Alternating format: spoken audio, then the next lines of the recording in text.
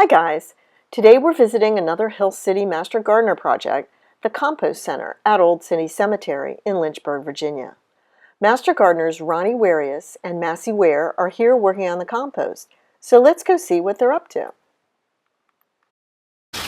Back in the 90s, we started a program where we got people to quit collecting their grass clippings. Now nobody collects their grass clippings. No. And the cemetery doesn't collect their grass clippings nor their leaves. The leaves you see here I brought from my forest. Oh, okay. But as you can see, we started this when? January? Yeah, probably more like end of February.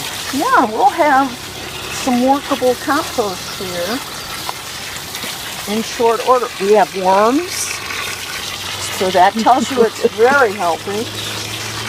And today, since it's so dry, we're absolutely making a mud pit out of it. Which won't last. The mud won't last long. No, I did this last week. It didn't last. But you don't have to worry if it dries out. It's just in suspended animation. The important thing is to come back to it, I guess. Now that bin we keep our leaves in, and we're going to wet those down too. No sense in them drying out. And then I think we have some finished compost in that far bin. The one that says ready. So how do you know when it's finished? Well, you just kind of look at it, get a feel for it.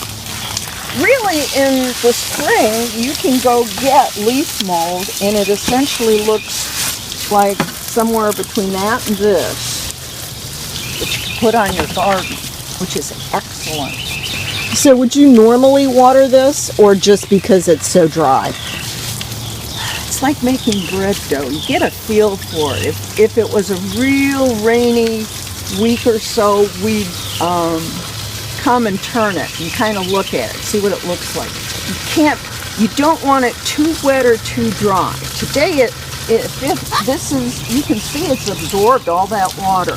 We've been watering for what, maybe 20 minutes? Jeez, yeah, it really has. And that's another beautiful thing about compost, because when we come back, there'll still be some moisture in there. That's why you want to add it to your garden and your plants, because it holds the moisture, which is so important. Yeah, we even have a few worms over here, not as many as over there, but it kind of does some composting down on the basis bottom of this, even without any of the... Right.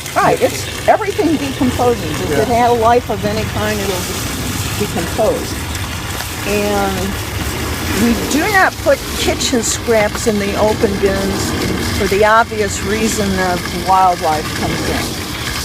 But that in the far bin, the ready, came out of the big tumbler. Okay. Which this one gets more air in it. The more air you get into it, it's, the more the organisms can thrive on it. The more surfaces, like shredded stuff, the more edges what you're putting in your compost has, the faster it'll decompose. So it looks like your browns are mostly leaves. Yeah, that's what we use. So what in the open bins, what do you use for your green? Well, we start with goat manure. Okay. They have goats here on site, and that is our main ingredient in this bin. We have in the past taken stuff from the tumbler as it deteriorates beyond edibility. That works too. But you can do seeds. Fresh grass clippings would be good. Yeah, people weed whack. You don't want to put weeds with seeds in, because you're just going to grow seeds then. Your iris clippings, from when they're over your plant clippings. When you do,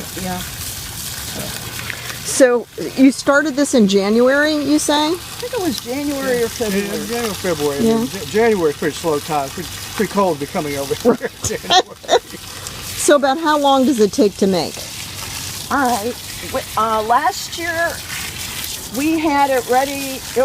We were giving away compost in late July because they had that family open house, and it looked like This would be 4.5 months right here. and that's pretty dry. We tried pine cones this year, and while they don't hurt anything, or not pine cones, pine needles, and while they don't hurt anything, they take a long time to break down. Yeah. But you can see, I mean, that's... Yeah, you don't recognize too many pieces of food in there.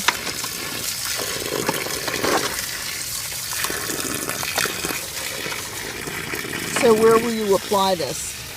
The cemetery will. Okay. They have plants, they're roses, they're perennial garden. We just leave it up to them.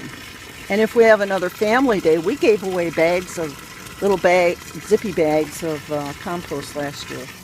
The kids loved the worms, didn't they? Particularly when we stuck a worm in the bag. Mom and Dad may not have liked it too much.